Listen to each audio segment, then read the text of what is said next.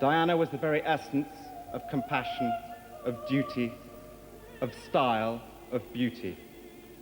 All over the world, she was a symbol of selfless humanity, a standard-bearer for the rights of the truly downtrodden, a very British girl who transcended nationality, someone with a natural nobility who was classless, and who proved in the last year that she needed no royal title to continue to generate her particular brand of magic.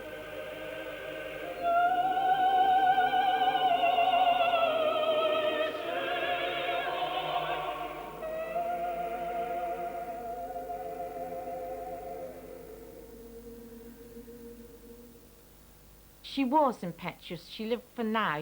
Now I'm at Parkhouse Sandringham, so I'm going to forget about school, forget about the visit to my mother, and just get on with now. But as soon as I picked her up in the car, she would say, how's Mr. and Miss Smith, how's Miss Petrie, how's the dogs, how's this, how's that. She always wanted to know about everything, and she really cared. It wasn't just, well, it's polite for me to ask, so I must just ask. That she was so sympathetic towards people.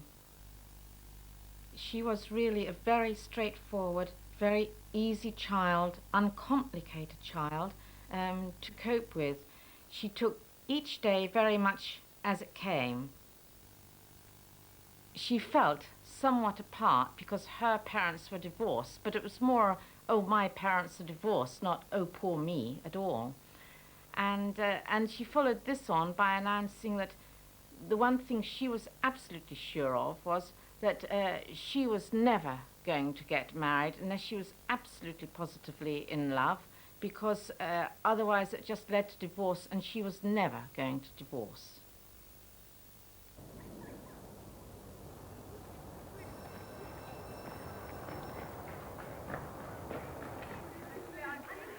Well, you noticed her really in her dancing and her swimming to start with, because she really shone at those. And she was always being quietly naughty somewhere in the school, but you didn't really notice her. Right, Naomi, I'd like you to play this for me. She could have been a really good pianist, but she didn't start playing until she was 14, which is quite late. In the top phrases here. And she played ballet music from Swan Lake, some Scott Joplin. But the thing that really stood out for me was the Dvorak's Slavonic Dance in G minor, which she learnt and played with great brilliance. Lots and lots of wrong notes splashed everywhere, lots of laughter, but she really played it well, and it's not an easy piece. But as far as her confidence in school was concerned, for instance, she had a lovely singing voice, but we couldn't get her to join the choir because she wouldn't take the audition. And we tried and tried about that, but she never did sing in the choir. That was a shame. We were so proud of her. It's amazing to have known someone as we knew her and to see her taking on such an important role. My years at Westheath were certainly very happy ones indeed. I made many friends who I often see, and in spite of what Miss Rudge and my other teachers may have thought at the time, I did actually learn something.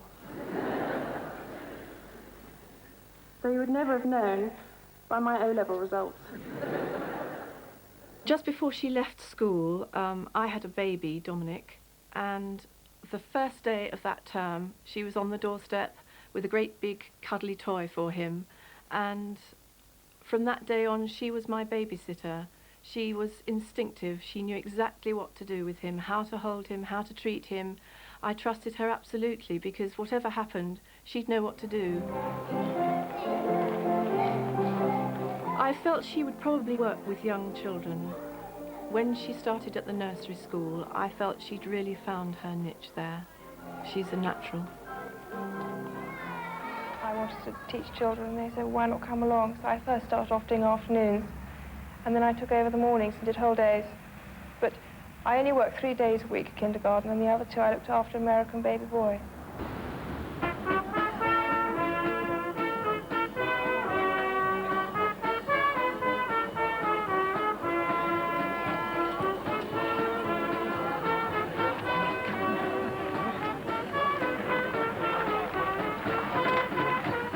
I'm amazed that she's been brave enough to take me on. And I suppose in love. Of course. Whatever in love means. Well, it You can obviously put your own means, interpretation. obviously means two very happy people. Yes. Once As you again, can see. congratulations. Well, from us, congratulations. Congratulations. Thank you very much. Very kind.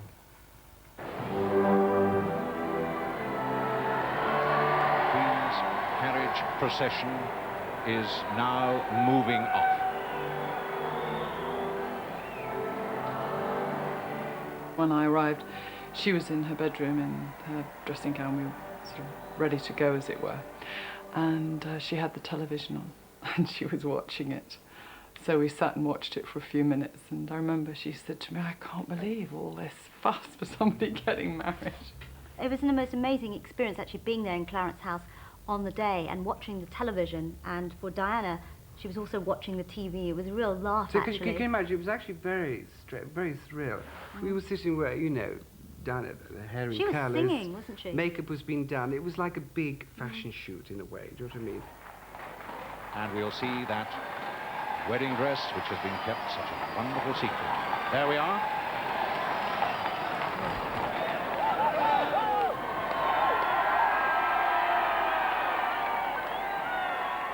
The coach left by one route, and I left by another in a car. With motorcycle outriders, which was killing. I've never been through London so quick in my life. So, of course, we wanted to get there. Everybody who had to leave afterwards had to be there before she got there for obvious reasons.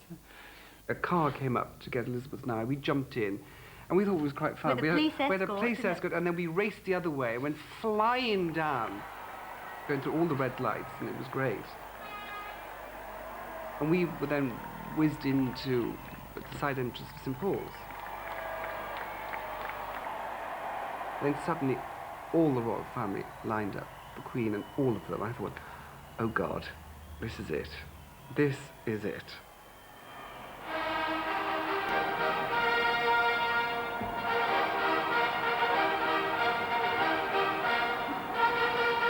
As she came up the steps, and we could see her coming up the steps, and I noticed some creases in And her I thought, dress, oh, and Lord. that, And my I think heart all the stopped. shoving in of the carriage previously had I'd be pulled out. We had to wait for the nod. And when the nod came from certain, we raced. I tackled the top and you tackled the bottom, and we were just pulling. You know, I mean, this enormous gown, which would have been literally squeezed into the carriage, had to be plumped up again. So we were, as we say in the fashion, we zhushed like crazy. So they We waited pulled the until we skirt finished, out, didn't we they? pulled the veil out, and you know. And as the light hit her and the sequins and everything, it just made you want to cry.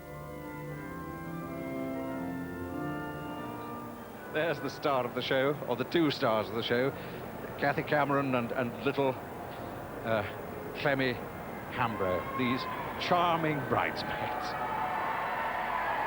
As she arrived, we were sort of slotted in behind her, and told to walk and behave yourself up the aisle.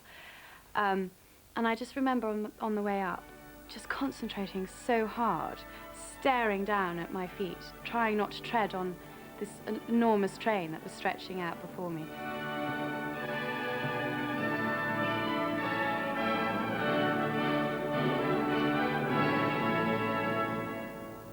God the Father, God the Son, God the Holy Ghost, bless, preserve, and keep you.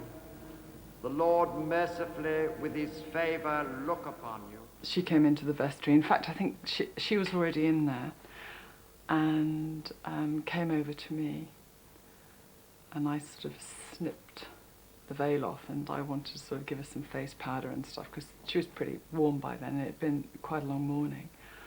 And it was very sweet, because she said to me, "You know, I made a mistake, Barbara." And I said, "You did?" She said, "I said his name wrong." She said, "Do you think anybody heard?"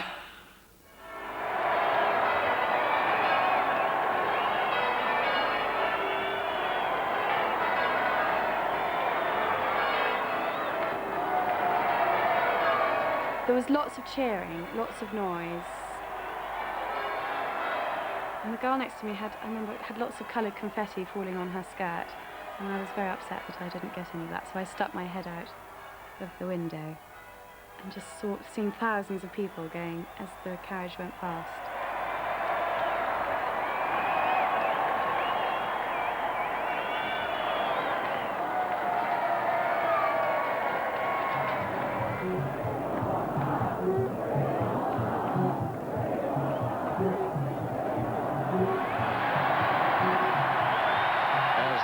Open on this famous royal balcony, and out come the bride and groom. And what an extraordinary moment for the new Princess of Wales to look out on this sea of human beings. We had to wait inside for a very long time. We had photographs and sort of dreadful hanging around. And then we had to go out onto the balcony. I just remember trying to see over the top. What a marvellous moment for these two little ladies. And I remember being told not to stand on my tiptoes, and I was given a little box to stand on, and I think I actually sucked my thumb as well. And holding hands as well, they might.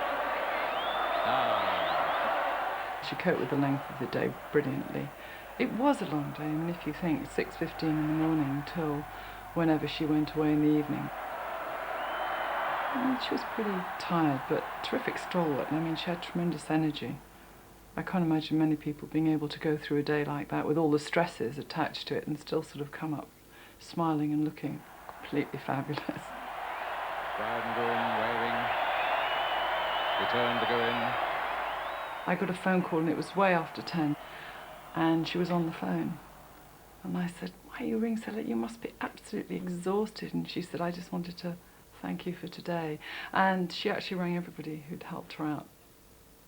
I mean, I would have been asleep, definitely, and she was ringing people up to say thank you.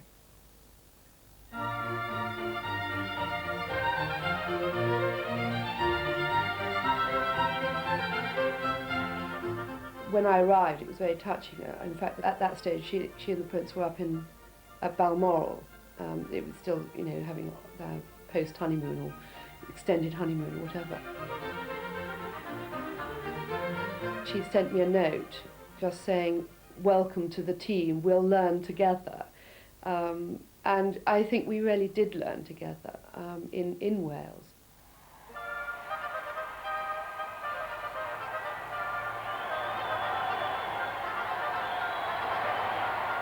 The crowds, and they've been measured in tens of thousands, came to see the new princess for themselves and find out if she's as lovely as everybody said.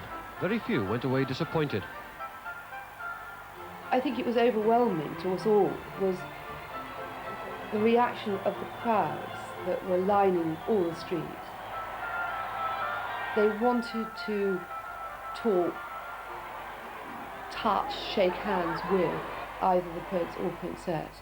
And again, I think it was a learning curve for both of them, because the prince, this was the first major visit he had done with his princess. The thing that struck me, perhaps most, was how instinctively she knew how to talk to people, whether they were the young or the infirm or the very elderly, whatever it was. You know, you could see that it meant so much to them all. How are you feeling? Not too bad. And the baby's all right? Yes. Is the girl? Yes. It was also on that tour that she learnt that she was expecting her first child. And I fear that in the very early stages, she didn't feel well. The remarkable thing is that she never showed that to the public. And so those early important few months, while she was expecting William, wasn't feeling very well, I think perhaps were very, very isolated for her at Buckingham Palace. The Prince was still undertaking a full programme, and she was left twiddling her thumbs, I suppose I'm going to say. No other 19-year-olds have that sort of environment, I think. And I think she was perhaps very unsure of herself. it might have been easier not to be living in your mother-in-law's house. You know, if you suddenly want to have a cup of coffee, you had to ring to get a cup of coffee from the footman. There wasn't, you couldn't just get, there wasn't a kitchen.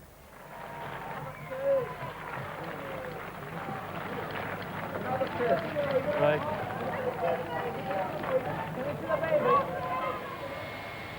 Alice Springs Airport, 8 o'clock on the morning of Sunday, March the 20th. The Prince and Princess of Wales step out into the heat and brilliant sunshine of Australia's Northern Territory. 30 hours of flying behind them, ahead 6 weeks of meetings, greetings, walking, talking. At Canberra, Mr. Bob Hawke, the new Labour Prime Minister, and his wife Hazel received the royal visitors in The Lodge, Australia's equivalent of 10 Downing Street.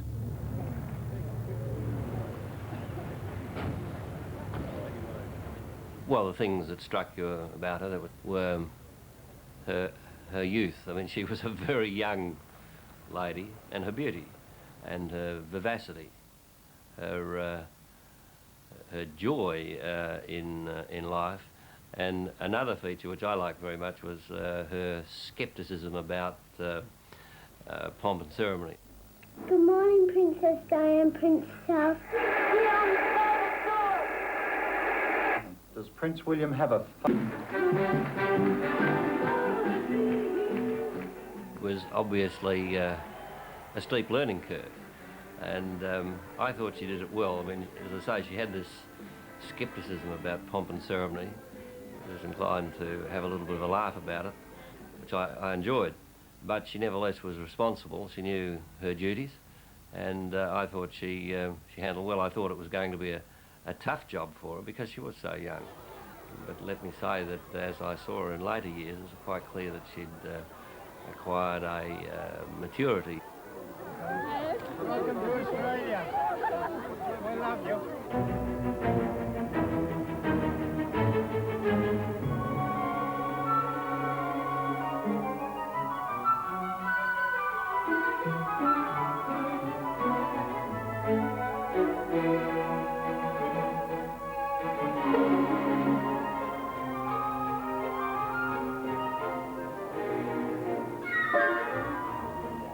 You know, in my profession, as a politician and head of state, it's very hard to say in the first minute what will be your connection with the other people. It's possible that in 10 minutes you can forge a good, more than a good relationship, a friendship. And if I am right to say it, our connection was really human. That was the time when Prince Charles delivered a speech in the University of Economics. And in the hall of it was the statue of Karl Marx. Lady Di have seated at the feet of Karl Marx. And Karl Marx have seen down on her, which was very nice because I am absolutely sure that Karl Marx in his life never seen such a nice lady and a pretty lady than Lady Di was.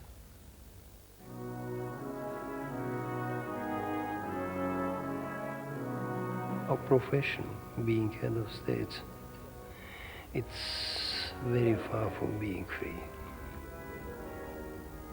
It seemed to me that for her, this way of life, being the wife of the man who will be the King of England, was too hard a task. But she remained a free bird, as I have said. I always felt that she's a free bird who wants to fly.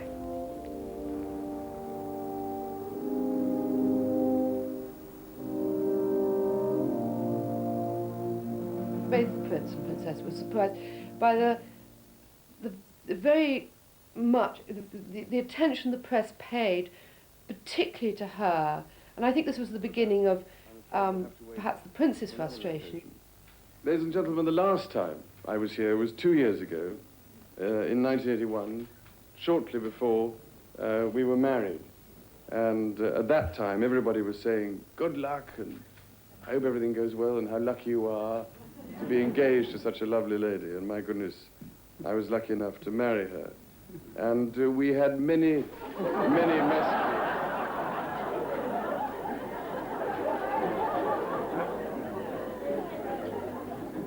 It's amazing what ladies do when your back's turned. I don't think any of us realised quite what effect it was having, perhaps, on him and their relationship as such.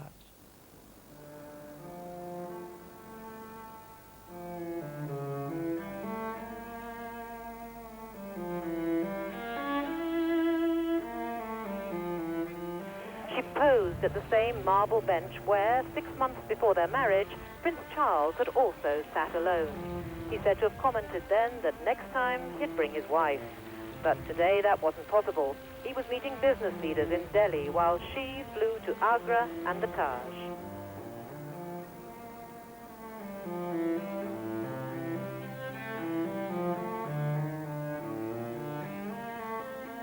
The last one I did actually was the Korean visit in the autumn of 1992.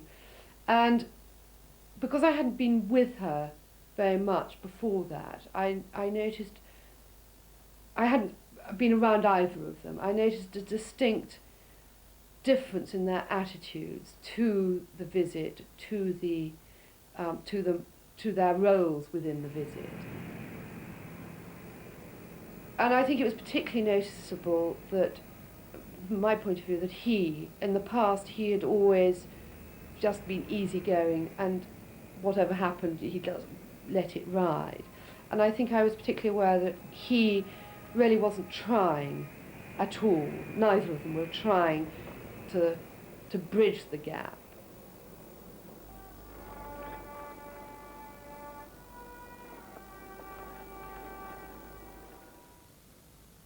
There was a determination about Diana, an inner will, a strength that was extraordinary. And in some ways, the harder she was pushed, the more that steely determination came out. And I think that when she gave her best public performances, they were probably the times when she was most unhappy personally. I remember this particular day. There was huge speculation about the marriage at the time. The Prince and Princess of Wales had been apart for a very long time. There was an event at Garrard's, the Crown Jewellers in Regent Street, and an enormous press pack had turned out, 250 cameras or more. And she could have arrived and sort of slunk in. That's not what she did at all. She arrived in a purple velvet dress with a cross on the front, with her hair up, and she looked sensational, absolutely wonderful. And there was no question of her slinking in. It was watch me and weep. And when she left, I just said, God, I'm proud of you tonight. Always the centre of attention, the unprecedented speculation of the past few days has made her even more so. Her unease became apparent, though, during her first engagement at a hospice for cancer sufferers, as the chairman paid her a warm tribute. In all that you do, you reflect so very sincerely the philosophy of tender, loving care. Diana rang and straight away asked if I would be prepared to do her chart, and I said yes, I was very happy to do it, but I was finishing a book and I had a deadline, and so I couldn't see her immediately, and put the consultation, if you like, for another 2 to 3 months. And she was very sweet and accepted that. But in fact, she said, I just wanted to know if there was light at the end of the tunnel. And I remember thinking then, oh gosh, there's something wrong, this is serious. So I said, well, I'll come immediately. First time I saw Diana at Kensington Palace, the session went on for about 4 hours. It was very long. There were many things about her chart that gave her all sorts of very interesting light and shade to her personality. The sun in Cancer is seen here at the top of the chart. Diana, the first thing she knew about herself really was that she was a Cancerian. That's where the sun is. Gave her all those maternal, gentle, compassionate, very creative qualities. But the rising sign in Libra is what gave her her great style, graciousness, gracefulness, all these very Libran qualities. But also, because of this configuration here, we're looking at almost 4 planets brought into an angle of tension, T-square, grand cross, almost. This made her very emotionally volatile. The most important thing was she was very a passive victim in the situation at that time. She felt there was nothing she could do. She was very, very unhappy in the marriage and felt very trapped and hopeless. One of the things that came up was the idea that if you're suffering and you're having a very, very unhappy time of it, and you've got things that you find very difficult in yourself, one of the ways in dealing with that and helping to overcome it is to help other people with the same difficulties.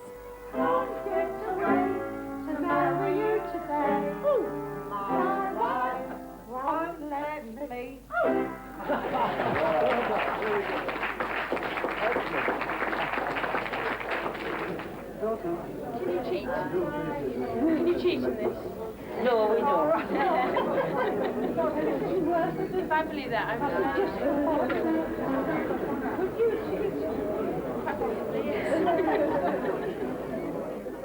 I enjoy enormously being a patron of this particular organisation because it teaches me how to communicate with the elderly and hear of their problems. Not too well here, have we? And it's so important to listen to someone older because in a way they do know better. You come here once a week, twice a week, Monday and Fridays. You come here on Monday, Tuesdays and Fridays, Tuesdays and Thursdays, Tuesdays and Thursdays. I just love them because that's what they need. This was the Princess's first appearance as patron of the Trust, and she used the occasion to make a strong personal plea for understanding and sympathy for children infected with the AIDS virus.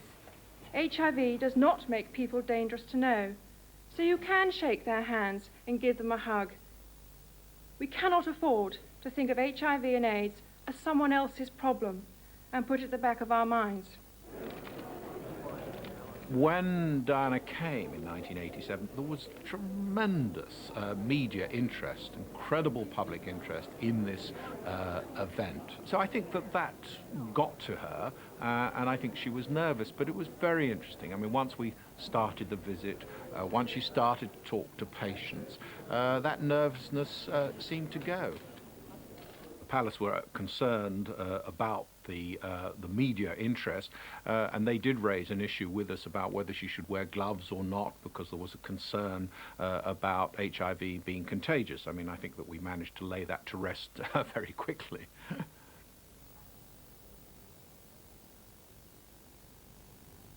The significance of her touching people, to start with in 1987, was that it sent out a very clear message to the rest of the world that this was not a contagious disease, and it was also a clear message that people with HIV and AIDS should be treated like any other group that were ill. They should be treated with sympathy, empathy, and with compassion, and I think it was an amazing watershed.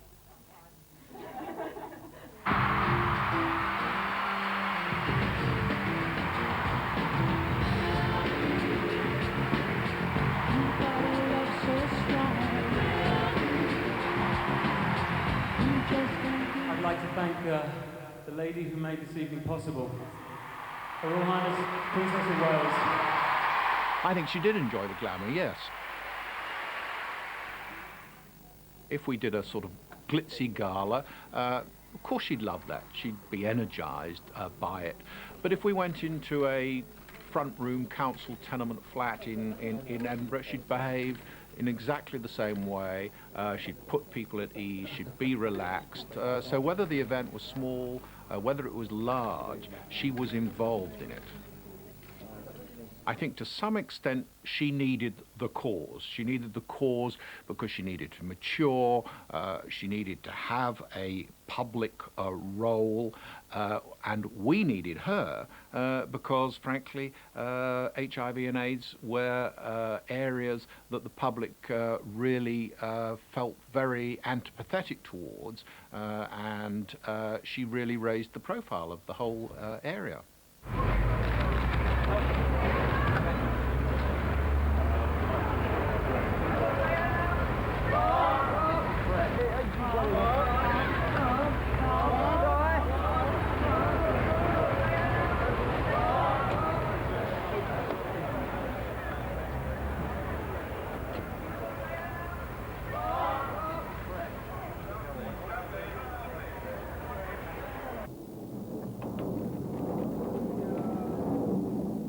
called me completely out of the blue. I told her about my sadness, that her marriage had become so unhappy. She sounded really more or less at her wit's end and very despairing. But she said that she did bitterly regret that she'd had no other way of bringing it to public attention or getting any help other than participating in a book that had come out that detailed the exact state of her marriage.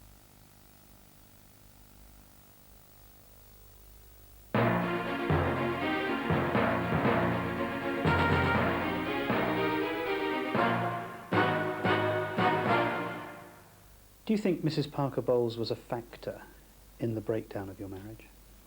Well, there were 3 of us in this marriage, so it was a bit crowded.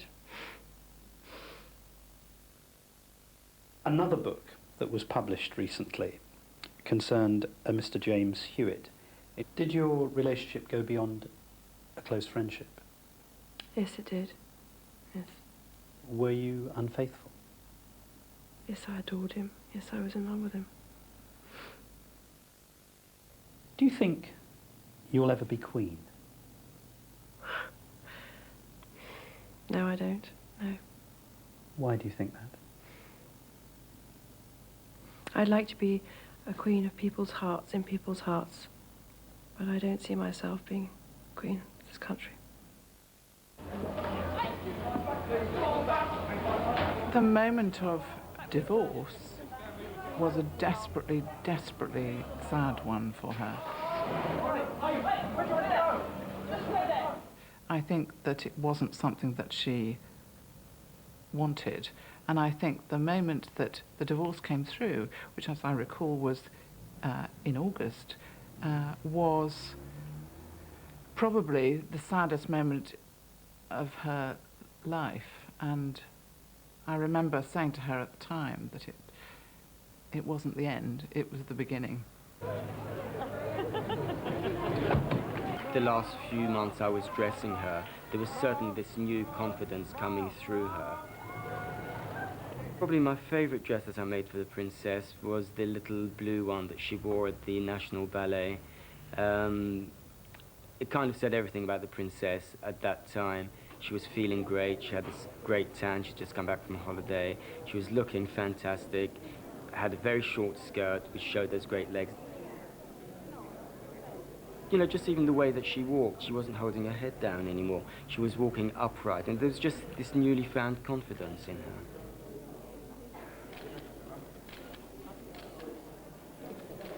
There was a great difference from the princess I first dressed and the princess as we knew her recently, obviously up to the crash. The new princess was far more confident, really sure of herself, and really quite carefree. I think that her life went through her broken marriage into a fairly deep trough. And at the bottom of the trough, she hardly realized what she was writing, what she was saying, what she was telling people. But the happy thing to remember is that towards the end of her life, and at the end of her life, she was coming out of that trough and rising again. And I think, certainly I like to dwell on that time, because she was a different person at the end of her life from what she had been 2 or 3 years earlier. Happier, more relaxed, more self-confident, clear in her head what she wanted to do, and doing it very well indeed. In January 1997, I flew to Angola in southwest Africa. This was a working visit. I wanted to support the Red Cross by highlighting its campaign to ban anti-personnel landmines.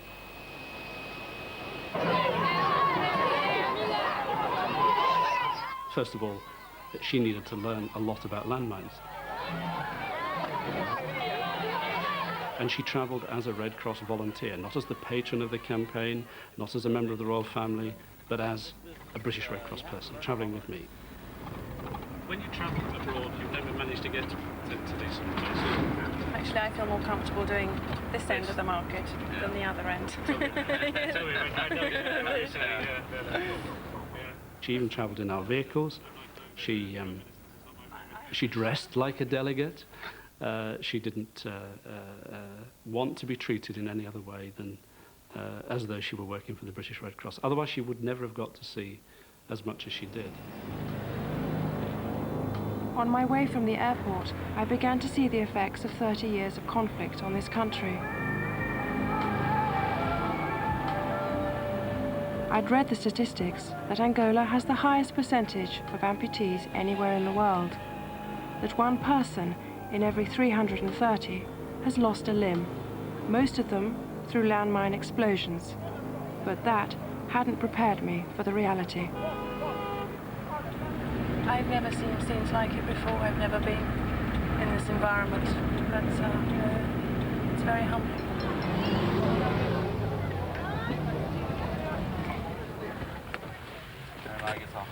For us, this was also about, and for her, about raising the profile of the landmines campaign. So we couldn't shy away from the fact that we had about 80 journalists travelling with us, and I don't know how many TV crews, plus a documentary team. Onwards, onwards, which way? We follow.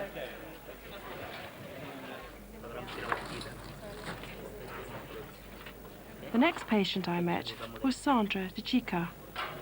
Will you ask her where the mine was? The famous shots of the princess with Sandra were not, in a sense, pre-planned. She happened to be in the centre that day, having her limb fitted, and the princess saw the limb being fitted. How long has she been waiting for a prosthesis? She's waiting for the prosthesis for about 3 years.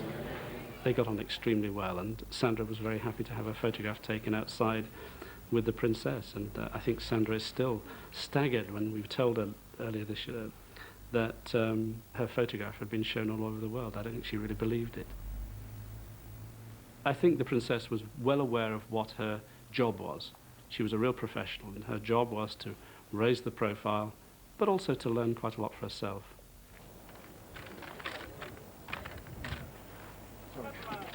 We were all nervous because the things do go wrong on minefields. So we actually had to go into the mined area, pull her out. Unfortunately, by the time we got to the hospital, she was dead.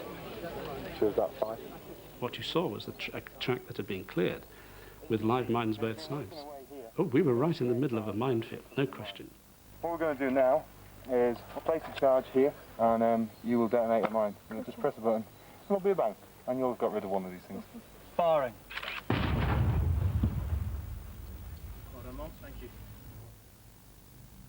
I'll never forget the number of journalists who spoke to me at the beginning of the landmines campaign, people who never, court reporters and people who wrote in the gossip columns, all having to frantically learn about landmines. They're all experts on landmines now. Most of your colleagues in the BBC know about landmines.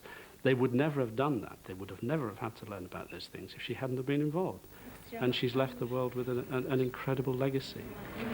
She herself put it on the mine, and all the intestines got out. Intestines, yes. I just think she found it difficult to sleep. The images were fairly stark and brutal. And, you do need people to share those things with if you're to carry on. If you give and give and give and have nobody putting anything back in, you run on empty, I think. And often after those trips, she was empty. She was very happy and very relaxed when we were in Greece together, much more so than I've seen her for some time. She wanted to unwind, she wanted to relax, and just talk about things that matter and things that don't matter, and just relax and unwind before coming back. It was August, she was a free woman, and she was really enjoying herself. Good for her. She deserved it.